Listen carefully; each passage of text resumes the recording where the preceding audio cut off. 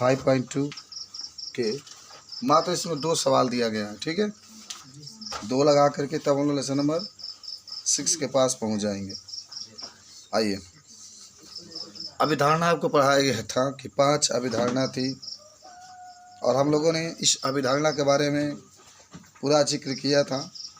तो आपके प्रश्न नंबर 1 कहता है 5.2 में कि जो अभिधारणा है उस अभिधारणा को आपको लिख करके दिखाना है, ठीक है। अभिधारणा जो 5 है उसको क्या करना है, लिखना है ना। यही आपके प्रश्न में ही पूछ रहा है कि अभिधारणा जो 5 है आपको लिख करके दिखाना है। तो आइए हम लोग लिखते हैं अभिधारणा 5 को। लिखो, किताब में दिया भी है।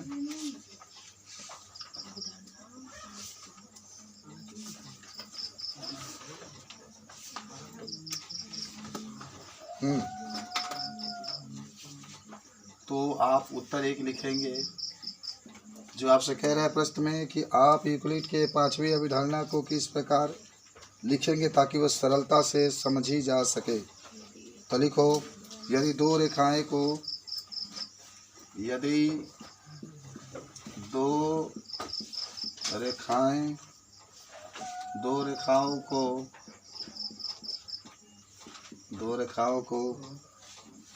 तीसरी तिर्यक रेखा इस प्रकार काटे,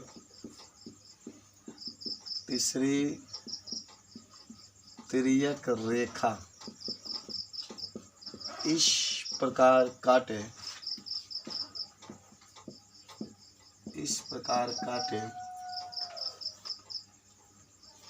कि एक ही ओर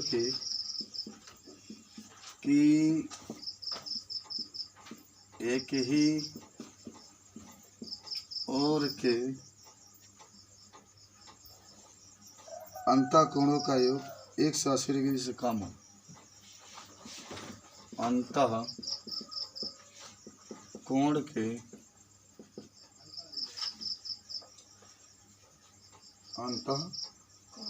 के योग 180 डिग्री से कम हो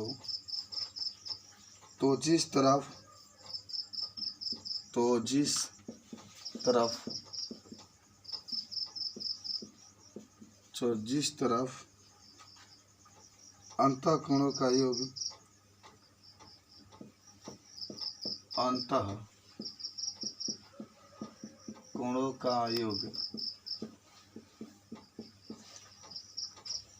180 डिग्री से कम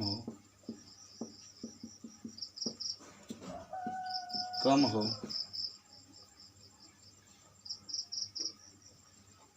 तो उसी ओर प्रथम 2 रेखाएं आगे बढ़ाना प्रतिशत करेंगे। तो उसी ओर प्रथम 2 रेखाओं को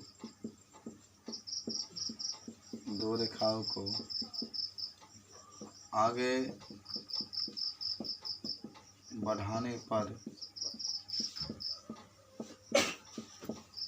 प्रतिच्छेद करेगी।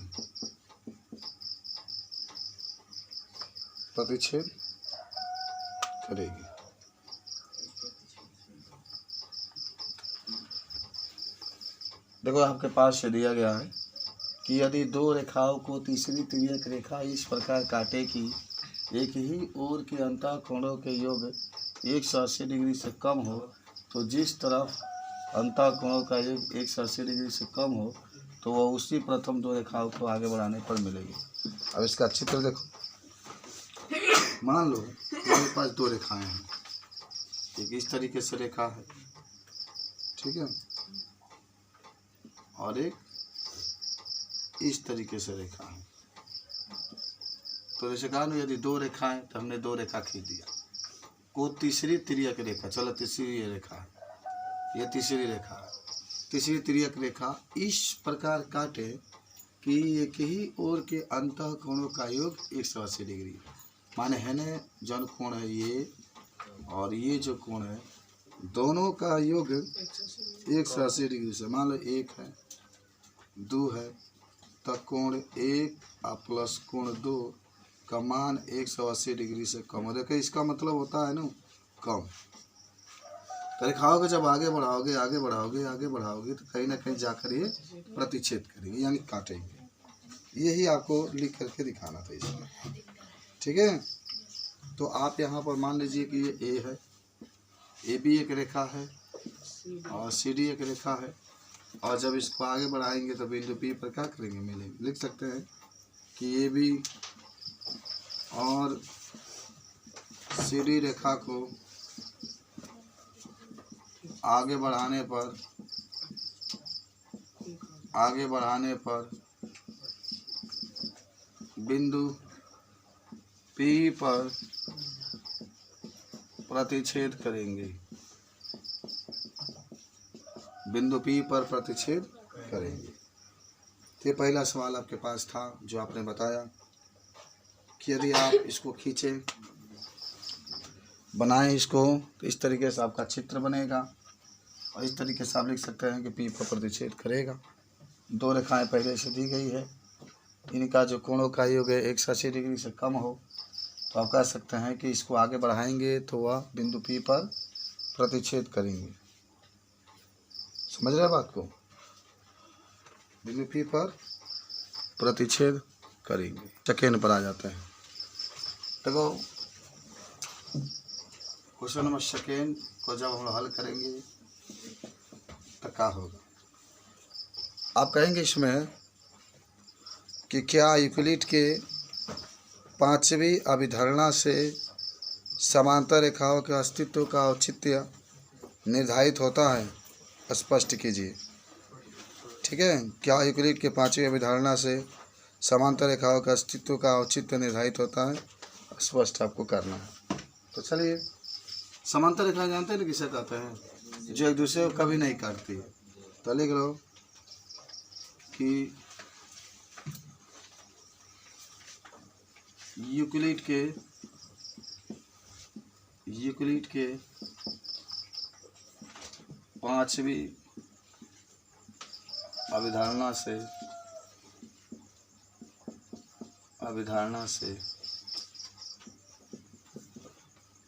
यह स्पष्ट होता है कि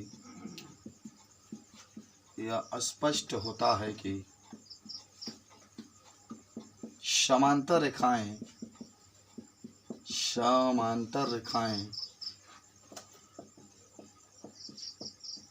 एक दूसरे को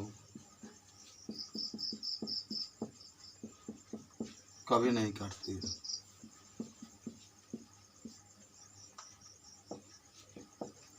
कभी नहीं काटती है, एक दूसरे को कभी नहीं काटती है। अतः इससे स्पष्ट हो जाता है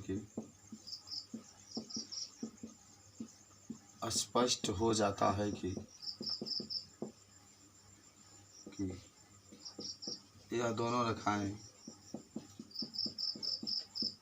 समांतर हैं।